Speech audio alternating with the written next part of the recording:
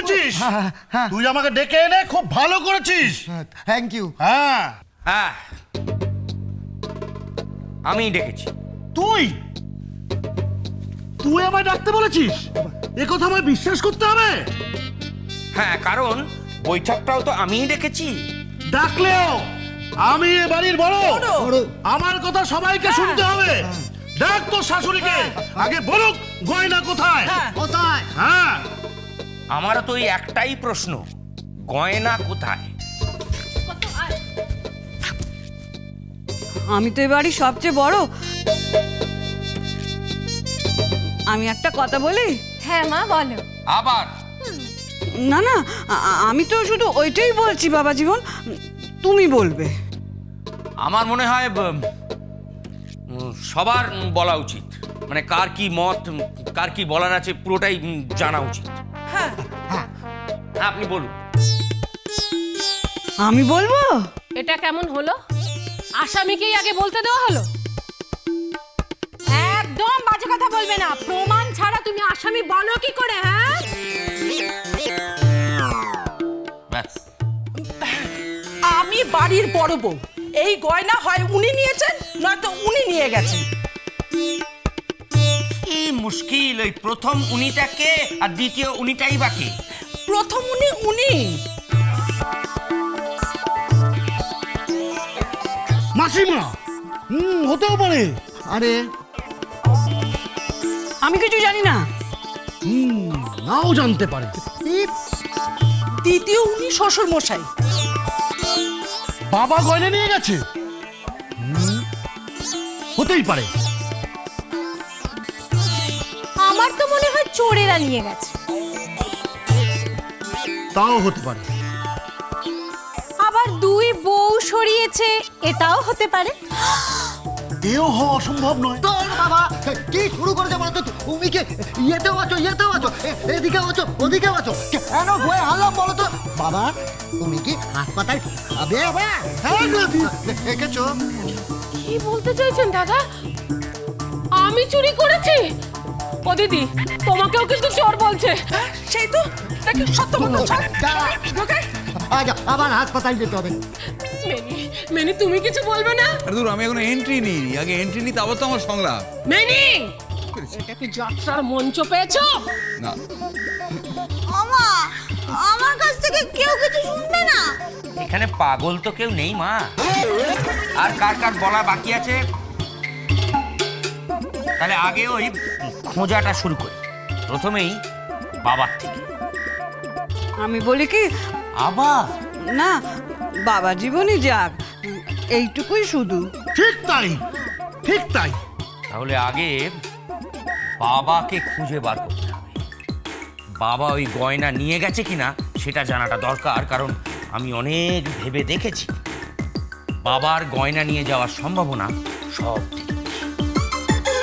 ঠিক আছে, বাবা কোথায় গেছে জেনে আমাকে বলো, আমি চলে যাচ্ছি। ও, কষ্ট করে জানবো আমি আর যাবে তুমি? না না, তুমি বুদ্ধি দিয়েছো বলে তোমাকেই যেতে হবে, এর তো কোনো মানে নেই। কেন নেই? কেন নেই? হ্যাঁ, ওর মাথা থেকে বুদ্ধি বেরিয়েছে, ও যাবে। তোমার মাথা থেকে বেরোলে তুমি যেতে। খুব সুবিধা হয় তাতে, না রে?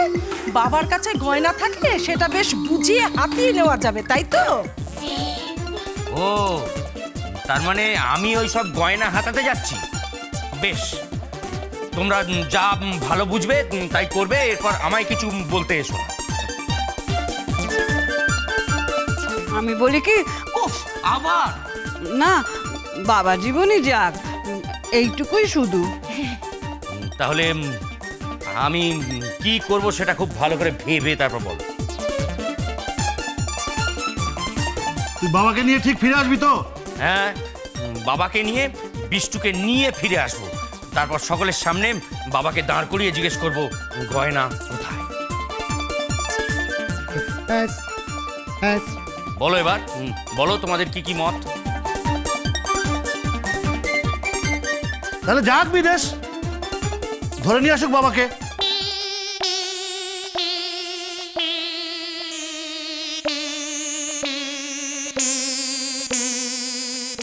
দোষ নিও না মা, তোমার প্রদীপ আমি নিভিয়ে দেব। ঠাকমা যে এখানে আছে কাউকে তো জানতে দেওয়া যাবে না যে তোমার প্রদীপ জ্বলতে দেখে কেউ যদি চলে আসে।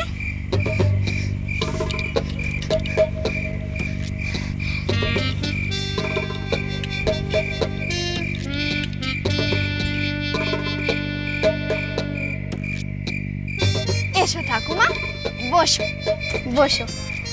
কেমন আছো? আহা, এতক্ষণ আসার সময় হলো, মুখ পুরি। ও মা, বকছো যে? তোমার বুড়োকেই তো আমি চিঠি দিয়ে এলাম। তারপর একটু মিনির সঙ্গে দেখা করলাম, বন্ধুদের সঙ্গে কথাটা তো বলে এলাম। তোমার বুড়ো তো কাঁদছে গো ঠাকুমা, কাঁদছে। কাঁদুক গে বুড়ো, কাঁদুক। আমি যে শর্ত দিয়েছি তা না মানলে আমি কিছুতেই ফিরবো না, ব্যাস। কি শর্ত দিয়েছো গো? সে তোকে বলা যাবে না রে, তুই বুঝবি না। এই চুপ চুপ চুপ, কেউ আসছে। কে? চুপ কর না বাপু।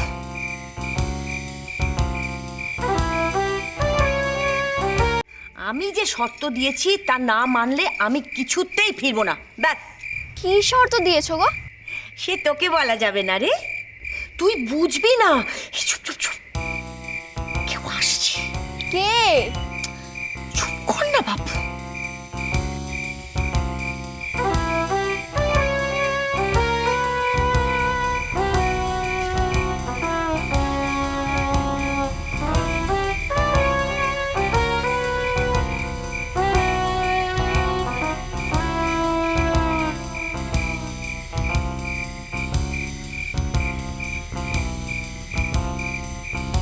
কি অন্ধকার রে বাবা, কোথায় গেল অলক্ষী? অদৃশ্য হয়ে গেল নাকি?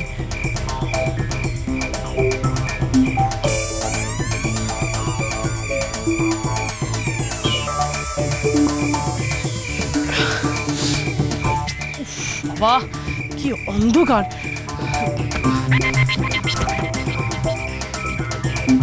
আগে এখানে একটা আলো জ্বালাতে হবে।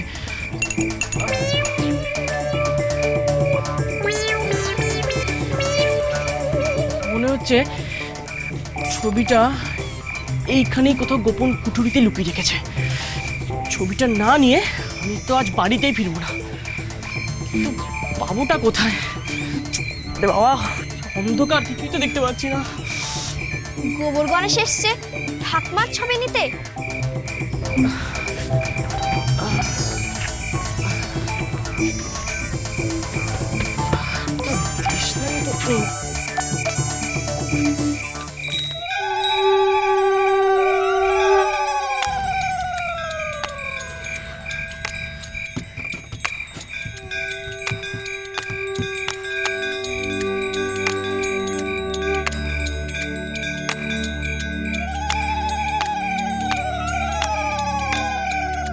গোবর গণেশ, কি ফেললি রে আমার মাথায়? দাঁড়া, তোর হচ্ছে।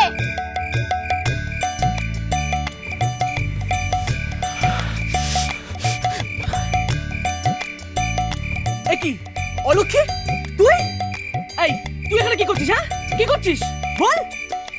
তোকে কেন বলবো? হ্যাঁ, তুই কেন ঢুকেছিস মন্দিরে? এই জন্যই বলি, খোলা ল্যাং ল্যাং ল্যাং। অলক্ষী!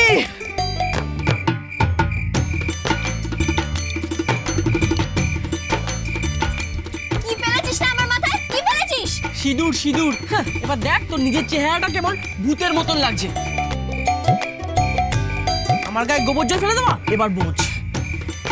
তবে রে, এবার দেখ আমি তোর গায়ে কি কি মাখাই। বড় এসছে মাখাতে।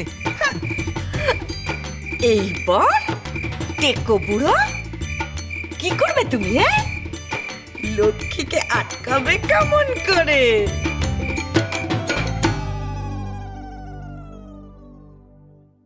তো আমি এখন কি হবে অলক্ষীর? কি হবে মানে? ওর কি বা হতে পারে? যেমন অলক্ষীপনা করছিল তেমনই করে যাবে। আপনারা কিছু ভাববেন না, মানে আজকে যে কাণ্ডটা হয়ে গেল, তারপরে তো আমরা ভাববো কি করে ইয়েটা করা যায়, মানে বিয়েটা দেওয়া যায় সেই দাদা একটু বলো না। আর বলার কি আছে রে, বিষ্ণু নিজেই নিজের লক্ষ্মীকে পছন্দ করে নিয়েছে, হয়ে গেল আর কি। সংসার সুখের হয় রমণী